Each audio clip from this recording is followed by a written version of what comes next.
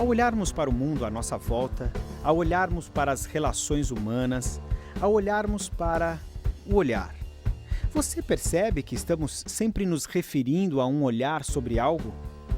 E nosso olhar é a forma como vemos algo, o recorte que fazemos, os conceitos que temos. O olhar é sempre o olhar de alguém, e uma das formas que o homem achou para organizar o olhar e torná-lo comum a outros homens é dividir o que vemos em categorias. Para evitar uma tendência de que o professor, né, acabe orientando a atividade física num só sentido, às vezes ele tem uma identificação mais com o esporte, uma identificação com uma ou outra orientação do movimento. Procurou-se então categorizar. Esse categorizar quer dizer categorias funcionais. Então, nas aulas de educação física, isso categorizado, né, possibilita o professor contemplar essas possibilidades funcionais de movimento e dando com isso, né, recursos para que a criança ou educando possa interagir melhor com o ambiente que ele pertence.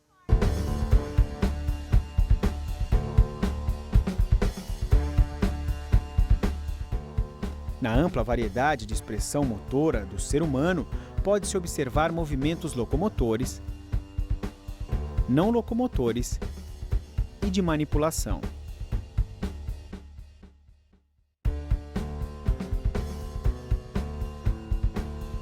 O deslocamento do corpo no espaço pode ocorrer utilizando-se habilidades diversas, tais como andar, correr, saltar, rastejar, rolar, deslizar, entre outras.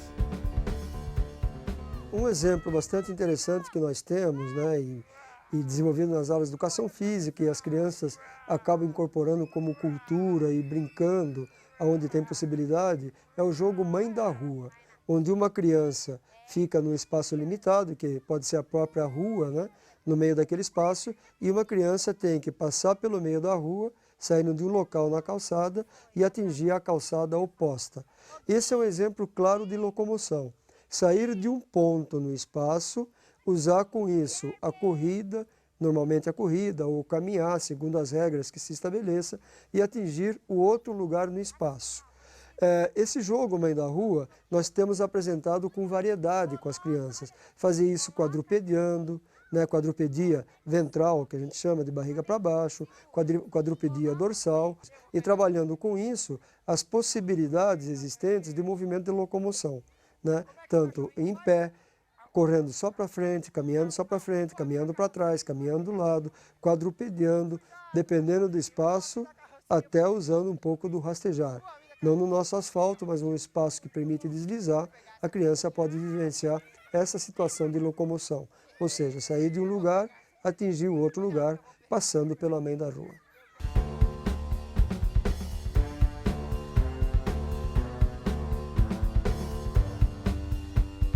Os movimentos de manipulação são aqueles que envolvem a relação do corpo com objetos, por exemplo, bola, bastões, raquetes, cordas. É importante destacar que essa relação está focada no que o corpo faz, isto é, nas ações de receber, amortecer, abafar, que são movimentos em que o corpo retém o objeto. Já as habilidades de chutar, rebater, arremessar e quicar são movimentos de propulsão dos objetos. Outro jogo bastante interessante e serve como exemplo para analisarmos um pouco a manipulação ou atividade manipulativa, atividade funcional manipulativa, né, onde estão as atividades como lançar, receber, e o jogo de câmbio é exatamente isso daí, o jogo lançar e receber. O jogo de câmbio é dividido pela rede ou por um obstáculo semelhante ao voleibol, onde as crianças constituem um grupo de um lado, um grupo do outro, onde só um pode lançar, mas ele lança em qualquer ponto da quadra onde está a equipe adversária. Então quem recebe passam entre eles, semelhante ao voleibol, passa para um, passa para outro, até chegar para o lançador. Então a atividade manipulativa, lançar e receber, está bastante presente, né, e bastante dirigida, porque quando ela recebe a bola, ela tem que lançar para um companheiro particular, aonde deve ser lançada para esse lançador final. A cada lançamento, eles fazem um rodízio, ou seja, eles estão na forma circular, na forma horário.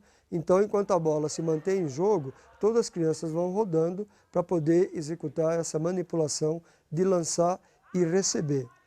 As variações disso podem ser feitas em receber e tentar passar com o pé, né, que é exatamente outra possibilidade manipulativa, que é o chutar. Então, dentro do jogo do câmbio, nós podemos colocar situações variadas de manipulação. Lançar e receber, chutar, amortecer, reter a bola e fazendo com que o jogo de câmbio se transforme numa rica possibilidade de exercícios funcionais, manipulação.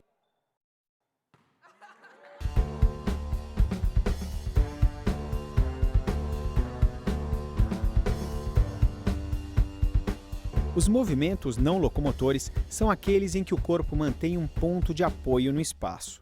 Estando com o ponto de apoio fixo no espaço, pode-se girar em torno do eixo sagital ou longitudinal. Bom, a outra categoria que deve ser desenvolvida, né, para que eu tenha um corpo em bom funcionamento, para poder lidar bem com o meio ao qual eu pertenço, são os chamados os não locomotores. E alguns até traduzem como estabilizadores, né? É exatamente essa possibilidade de controlar o corpo, né, numa situação espacial. A gente pode ter uma estabilidade dinâmica ou estática. A exemplo de estabilidade estática que nós temos, que é bastante usado nas escolas como estratégia de desenvolvimento, a gente chama de briga de galo, em que as crianças encostam as pontas dos pés para ver quem desequilibra o outro, né? Diante do desequilíbrio, ele restabelece o equilíbrio e volta para o jogo, né? Então, esse é um jogo que caracteriza bastante uma atividade escolar. Mas um ponto fundamental diante dessa atividade funcional seria considerar os eixos corporais e colocar atividades dessa natureza.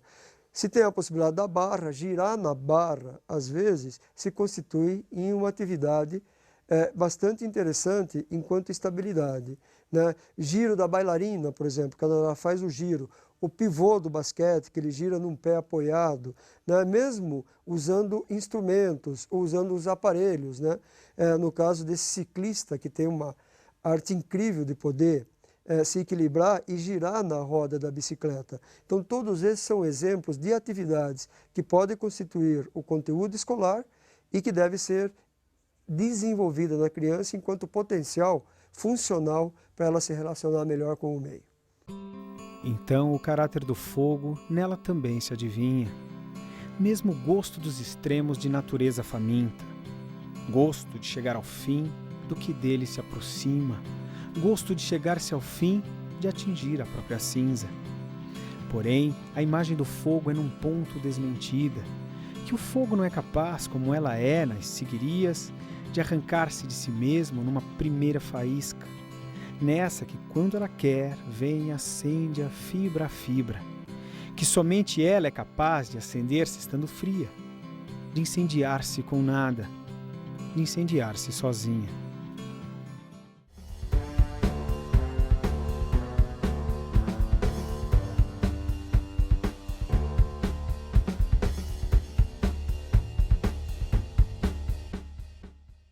Dentro do estudo da funcionalidade, né, da possibilidade de classificação de funcionalidade, também aparece a questão dos conceitos dos movimentos, né?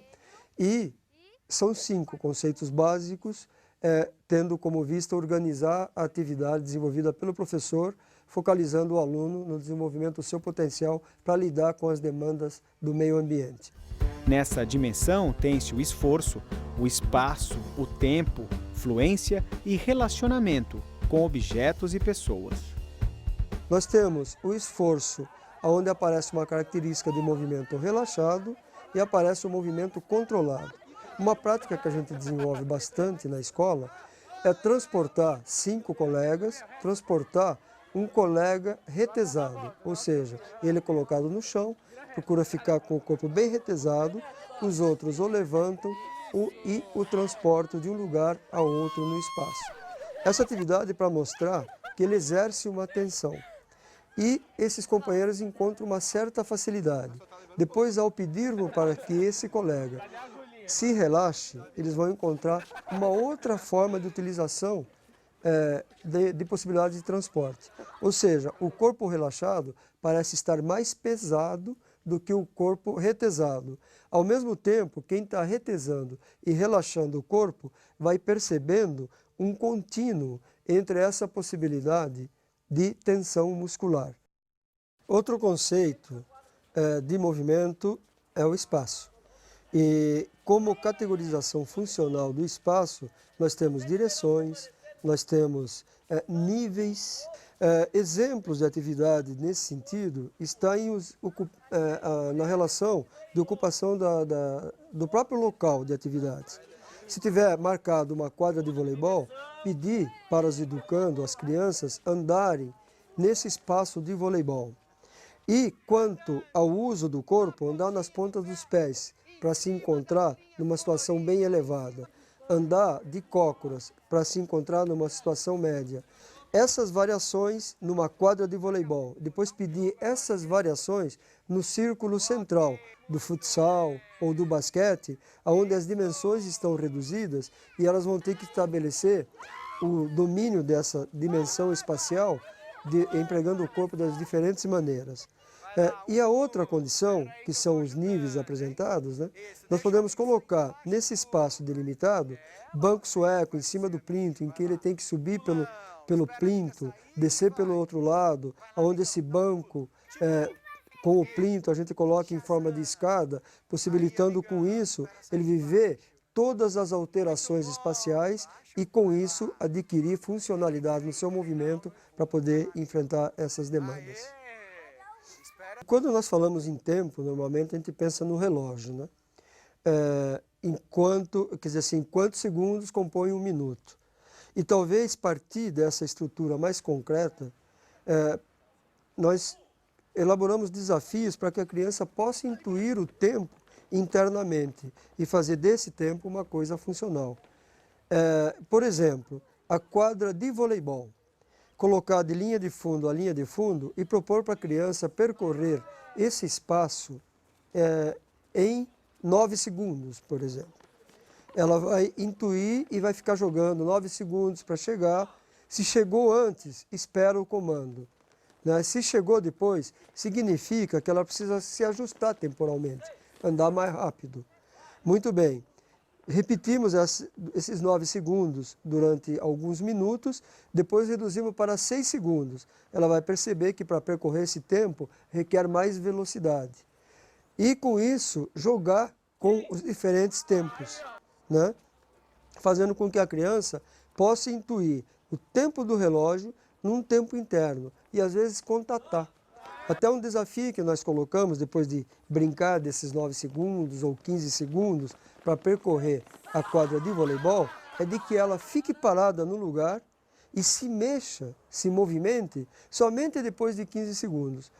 Isso se constitui uma excelente avaliação para verificarmos se a criança está levando para dentro dela as condições temporais, de ritmo, rápido, lento ou médio, e algumas vai perceber que para 15 segundos ela é rápido demais, porque aos 9, 10 segundos ela já se movimenta. E alguns vão perceber que para 15 segundos ela é lenta demais, porque ela vai só se movimentar depois de 20 segundos. A prática desse tipo de atividade, com movimento e sem movimento, constituem-se em intervenções, em estratégias interessantes para que a criança possa intuir e melhorar essa condição temporal.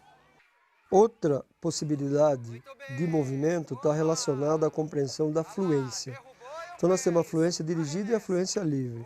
Uma prática que a gente utiliza bastante com as crianças é colocar um alvo fixo. E às vezes nesse alvo colocar até pontuação, onde o centro valeria 10 pontos e à medida que distancia do centro, diminuindo essa valorização de pontos. Acertar o centro desse alvo é uma fluência dirigida.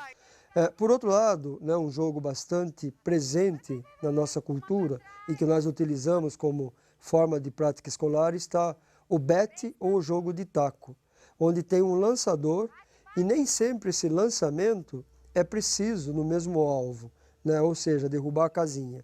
E o rebatedor tem que dirigir, ajustar o taco, a batida do taco, com a direção variada da bola. E a isso nós chamamos a fluência livre.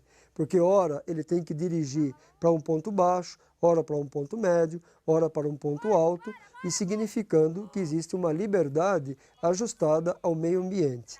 Um dos desafios que aparece, né, como proposta do professor para os alunos está nos relacionamentos, né, desses conceitos de movimento com objetos e com pessoas. Uma intervenção bastante interessante que a gente tem feito na escola é utilizar diferentes bolas, porque as diferentes bolas nós temos diferentes velocidades, né, nós temos diferentes ajustes corporais a esse objeto, associado com diferentes raquetes. Nós até elaboramos raquetes com cabides de arame, onde colocamos meia elástica e que ela pode usar com essas diferentes bolas. Quais os passos que nós seguimos? Primeiro, dominar as bolas. Se colocamos uma bola mais lenta, que pode ser um pompom de lã ou uma bola de tênis, nós vemos que o pompom é mais lento, a bola de tênis mais rápido, né? E até com bolas de diferentes tamanhos, onde a exploração com uma das mãos, com outra das mãos, passa a ser bastante interessante nesse ajuste de outros conceitos de movimento com esse objeto. Depois, colocando material como raquete variadas, dessa de meia elástica, e raquete de madeira, raquete grande, raquete pequena, variando para raquete de frescobol, até raquete de corda, como a de tênis, e usando esses diferentes materiais. Então, nós verificamos que o rebater também tem outras consistências e o corpo se desenvolve outros potenciais, até levarmos para a relação com os companheiros, no jogo de rebater, né? Onde eu não deixo cair a bola, onde eu tento sustentar a bola no ar por um certo tempo, até cair para um jogo de rebater, como um esporte tipo tênis, por exemplo. Após a exploração individual desses materiais, onde ele adquiriu possibilidades de controle, ele pode fazer com o companheiro, que são as atividades em dupla. E depois partir para desafios mais amplos e mais complexos, fazer jogo em trio, em quarteto, até chegar a um jogo coletivo, onde eu uso raquete e a variação de bola e fazendo um grupo, né, enfrentando outro grupo através de uma atividade coletiva. Esses são os desafios da atividade de relações, dos conceitos, do movimento, buscando uma melhor funcionalidade.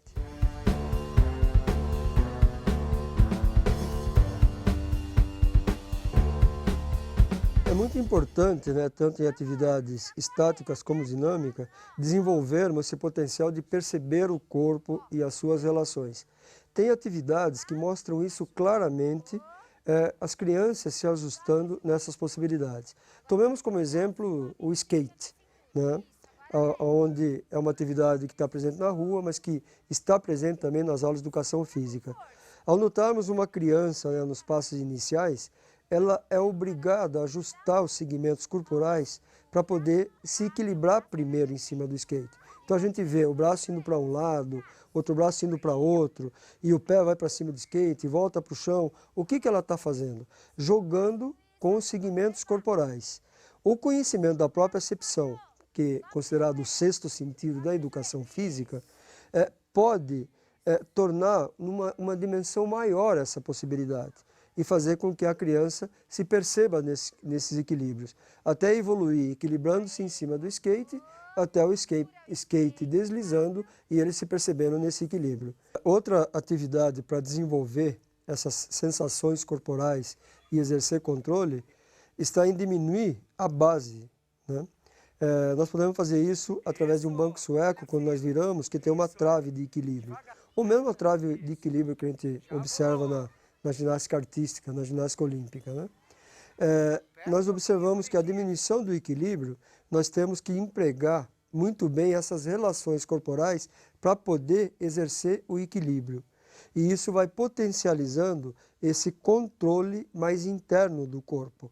Mais importante ainda é se começarmos a indicar que essa diminuição da base de sustentação, né, onde a criança tem que exercer a projeção do centro de gravidade para que ele não saia fora dessa base, são componentes da propriocepção. E que ele pode sintonizar certos aspectos, entrar um pouco nessas sensações e exercer melhor controle. com isso melhorar o seu equilíbrio, com isso melhorar as relações do controle corporais, né, do controle do seu corpo e lidar melhor com o meio ambiente ao qual ele pertence.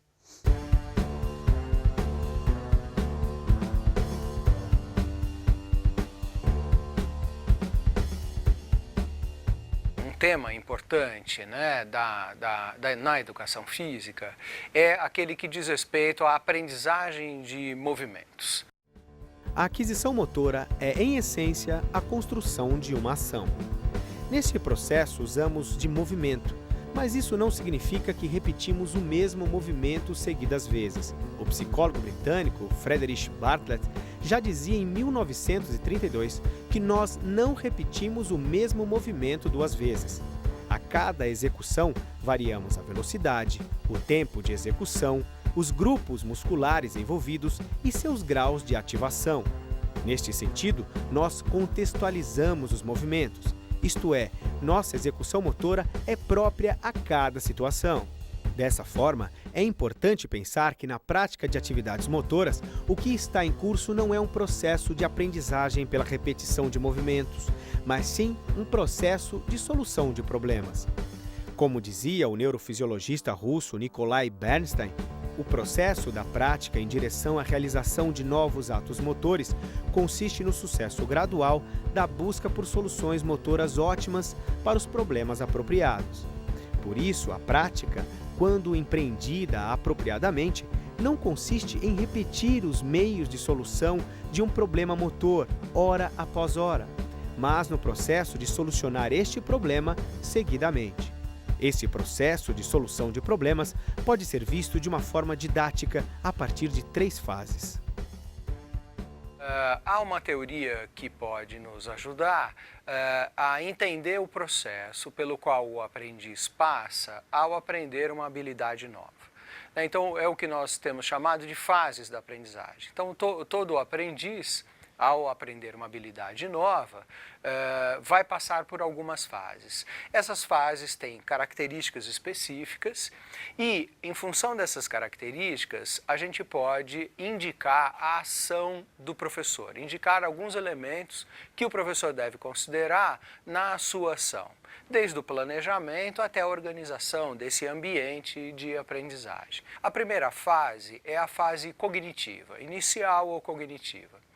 Característica dessa fase essencial é que o número de erros é muito alto e o aprendiz não identifica a origem do erro. Né?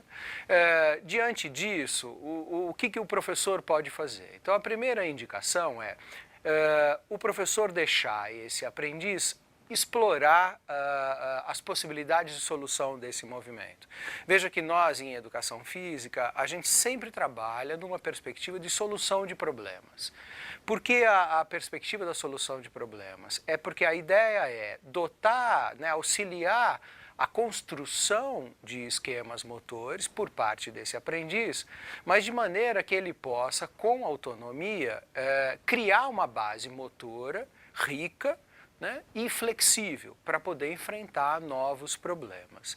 Todo aprendiz já traz uma experiência prévia, né? Ninguém enfrenta um problema novo ou vai aprender uma habilidade nova do zero. Quer dizer, ele já traz uma experiência motora prévia.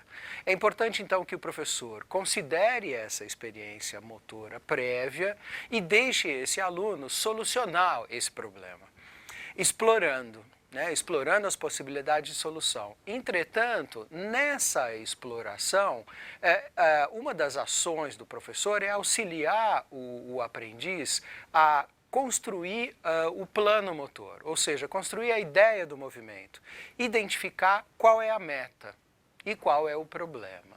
Portanto, por meio de dicas, importante ressaltar que devem ser poucas dicas, mas dicas eficientes, que auxiliem, então, esse aprendiz a construir essa imagem do movimento, essa ideia do movimento, e qual é o problema a ser solucionado e, portanto, qual é a meta. Esse aprendiz, então, constrói a ideia do movimento, identifica o problema e ele vai entrar para o que a gente chama de uma segunda fase, uma fase intermediária, que a gente chama de associativa. A característica dessa fase, na fase associativa, é que agora o número de erros diminui. Mas esse aprendiz ainda, embora erre menos, ele ainda não identifica a origem desse erro. Como nós caminhamos numa perspectiva de aprendizagem, né, e de solução de problemas com uma autonomia, a ação do professor nesse momento é auxiliar o aprendiz, se necessário, a identificar a origem desse erro. Portanto, nessa fase associativa, a característica essencial vai ser o aprendiz precisa integrar a ideia do movimento ao próprio movimento. Por isso ele associa, né, uma ideia, uma definição do que fazer, qual é o problema, com os meios de solução desse problema. Portanto, associar a ideia ao próprio movimento.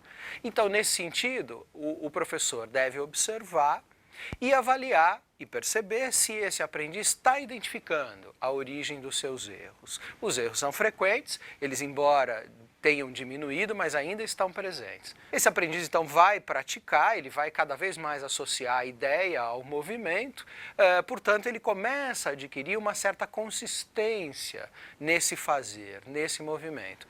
E aí a gente caminha, então, para a terceira fase, que a gente chama de uma fase final ou autônoma.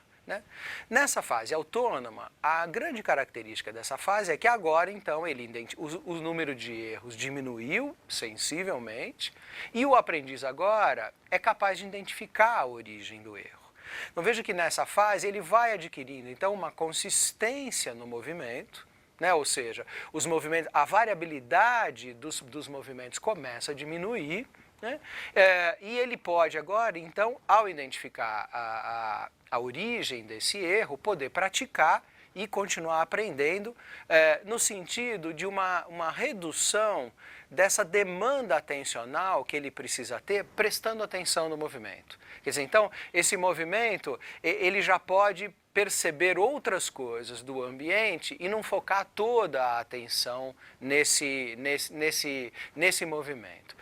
Uma das funções do professor nessa fase é criar um ambiente, estruturar um ambiente de aprendizagem que permita a ele garantir e dar maior consistência ao movimento, mas também oferecer problemas novos, ou seja, variando os parâmetros de esforço, de espaço e tempo, colocando, enfim, novos problemas relacionados a essa tarefa, ele vai poder, então, auxiliar esse aprendiz a enfrentar problemas novos. Então, veja que a gente caminhou, de uma construção da ideia do movimento, uma associação dessa ideia do movimento para um movimento que vai ganhando consistência, no sentido de solucionar o problema, e esse aprendiz, então, vai podendo identificar esse próprio percurso de aprendizagem, identificando os seus erros e podendo corrigir os seus erros no caminho, então, de um movimento com autonomia.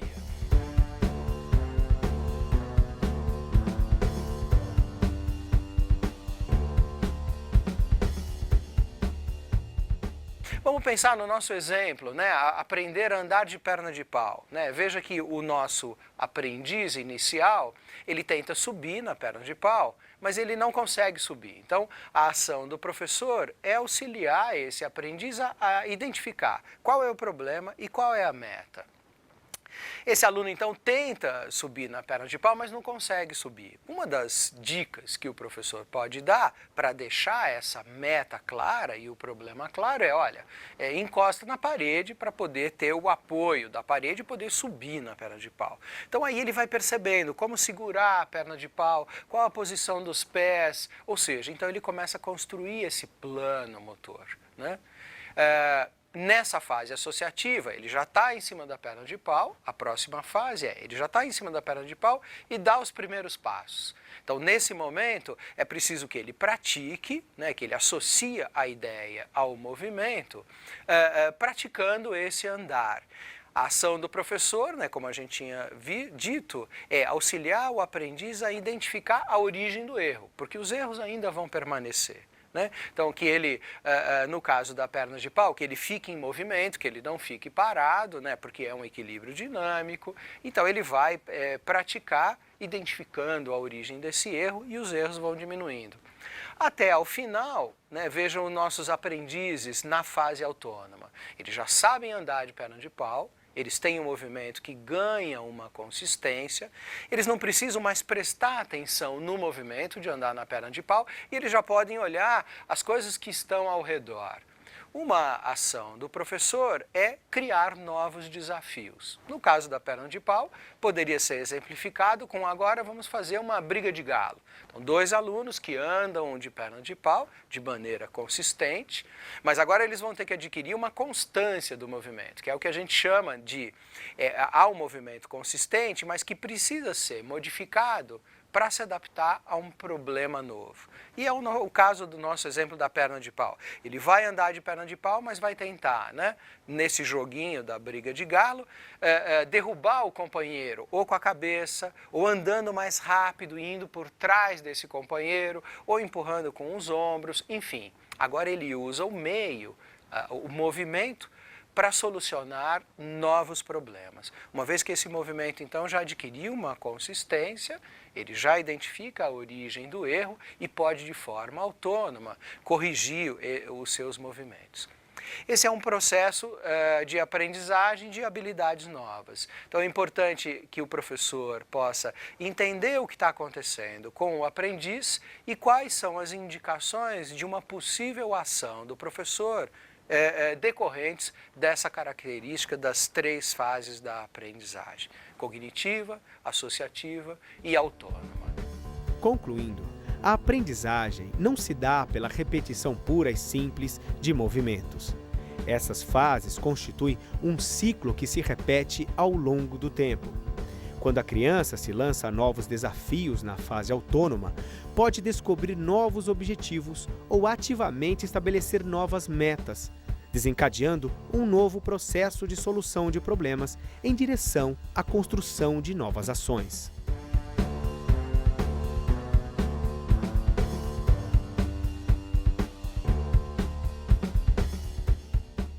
Tema bastante interessante também para nós, professores de educação física, é poder entender o que acontece, né, nessa interação entre o sujeito, o ambiente e a tarefa. Né? Então, né, nós temos um aprendiz, né, o ambiente, que são os colegas, o tipo de bola, enfim, o contexto em que essa atividade está acontecendo, que pode ser, por exemplo, um jogo, né, e o tipo da tarefa. A tarefa, por exemplo, no nosso caso, para ter como exemplo um jogo de queimada.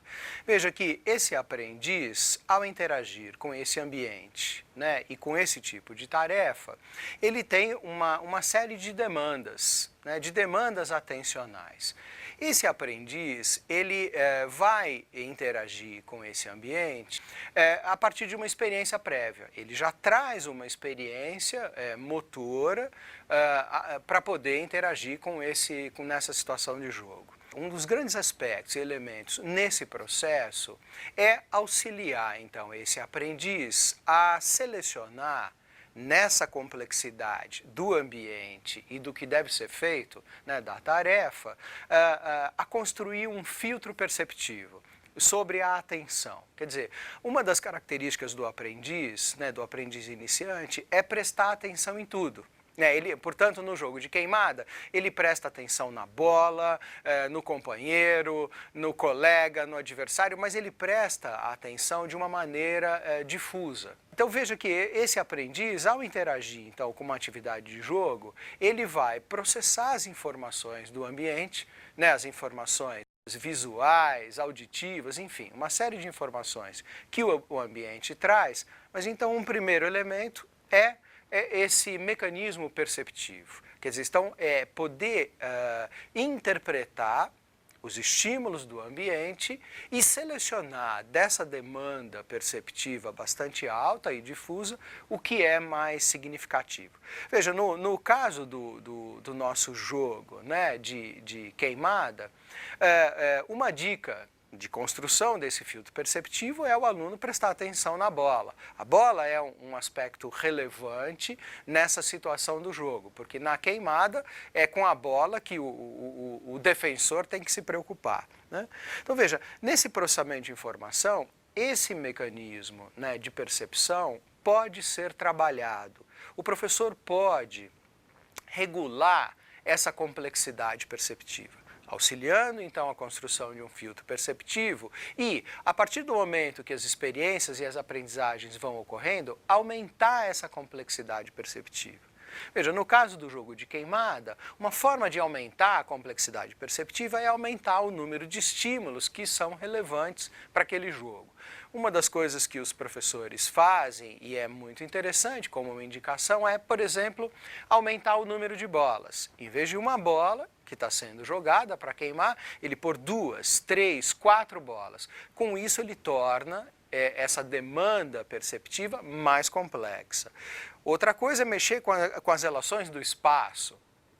Veja, é possível queimar, e no caso ser queimado, não só de uma direção, né, no que a gente chama de morto, né, mas é possível que o professor então crie uma regra, né, junto com os alunos, construam regras para tornar o jogo mais difícil, do ponto de vista perceptivo, queimando de vários lugares. Portanto, veja que a demanda atencional, a demanda perceptiva, aumentou bastante. Um outro elemento importante nesse processamento de informação é o mecanismo decisório. Veja que nas situações de jogos coletivos, você tem decisões a serem tomadas. Então, né, se você está num jogo de basquete, por exemplo, né, o armador, ele tem várias decisões. Ele está com a bola, ele pode passar a bola para o companheiro, ele pode driblar para finalizar, ou ele pode arremessar. Né? Veja que são 3 decisões possíveis. Essas decisões são feitas a partir de uma percepção. Né? De uma percepção do adversário, dos companheiros e dos próprios meios que esse jogador tem, das próprias habilidades que ele dispõe para alcançar a meta, que no caso do basquete é fazer a cesta. Nesse nosso jogo, né, com as crianças, pegando um exemplo agora com crianças menores, o dia e noite. Né? Então veja, o objetivo do jogo é, a partir do estímulo que o professor dá, o aluno ou foge ou pega. Aumentar a complexidade decisória é colocar novas possibilidades de obter a vitória naquele jogo. Então no nosso caso do exemplo esse aluno pode fugir, pegar a bola e fugir. Ele pode, ou então, pegar o companheiro, né, no caso, o adversário ali, que está com a bola na mão, uma segunda forma de ganhar o jogo, ou uma terceira forma, como a gente pode observar, ele pode chutar a bola, né? Ou então, ele pode esperar o companheiro chutar a bola e desviar. Veja que são 4 opções e ele tem que decidir qual dessas opções é a melhor. Em função do quê? Em função de uma percepção desse ambiente.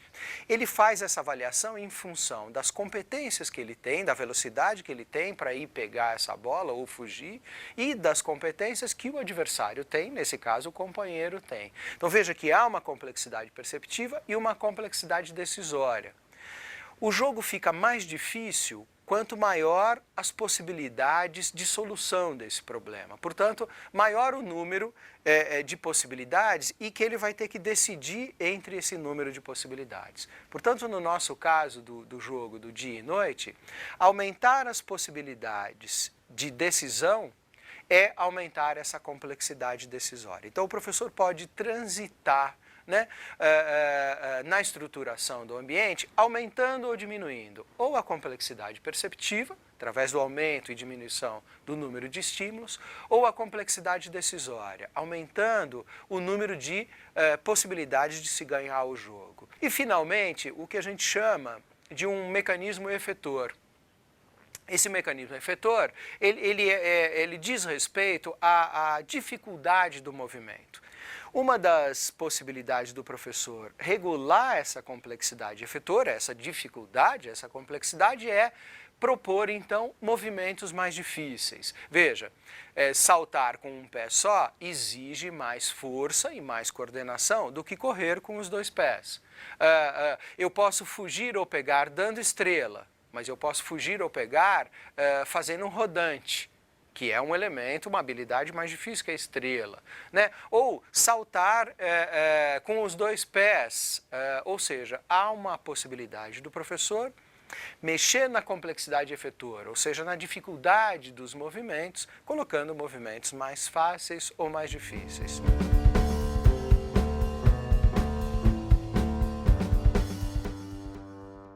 Em síntese, o professor pode, então, auxiliar esse aluno a construir de novo um acervo motor rico e flexível para enfrentar problemas novos, mas mexendo, então, essa complexidade. A partir do momento que ele vai percebendo que esse aprendiz vai ganhando novas competências, portanto, ele vai aumentando a complexidade inerente àquele jogo, ou mexendo no mecanismo perceptivo, ou mexendo no mecanismo decisório, ou mexendo no mecanismo efetuador.